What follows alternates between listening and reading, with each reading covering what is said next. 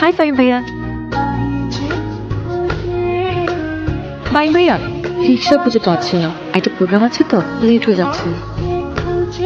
আচ্ছা দেখি সামনে যদি রিক্সা থেকে পাঠিয়ে দিব। চল আমরা 15-20 জন মিলে কক্সবাজারের একটা বাইক ট্যুর দিয়ে আসি। বেশ ভালো আইডিয়া তো, অনেকদিন তো কোনো যাওয়া হয় না। কি রে ফাইম, কি বলিস? হ্যাঁ কি কই যাবি? আমরা ট্যুর নিয়ে প্ল্যান করছি।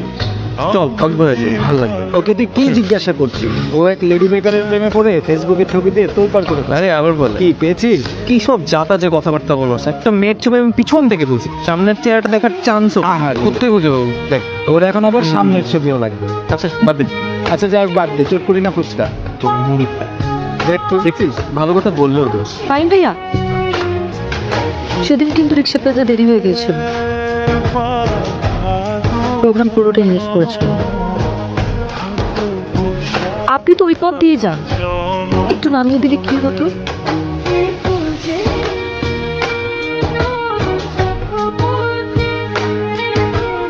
এই বাইকে তুমি উঠতে পারবা না, পিঠে চালাই তো ভয় পাবা।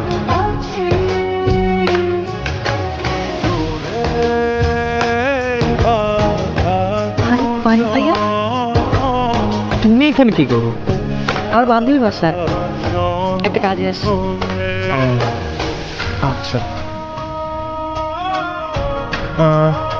আচ্ছা যারা আজকে তোমাকে একটা লিখবে, ভয় পাবা না তো? আপনি চালাতে পারবেন তো?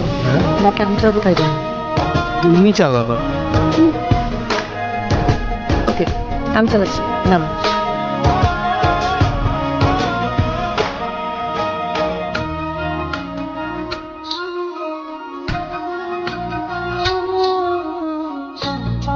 অবাক হচ্ছেন কেন? ফেসবুকে তো আমার ছবি দিয়েছি। তুমি সে লেডি বাইকার? আসলে বাসায় বাইক চালানো পছন্দ করে, তাই লুকি লুকি বাইক চালাই। আর এটা হচ্ছে আমার বান্ধবীর বাসা, ওর বাসার গ্যারেজে বাইক রাখি। এখন কথা না বলে দেরি না করে উঠে বসুন, আপনাকে নামিয়ে দিই। হ্যাঁ বাট মাঝে মাঝে আরো লিখবে। আপনি লিখতে এখন থেকে দিব।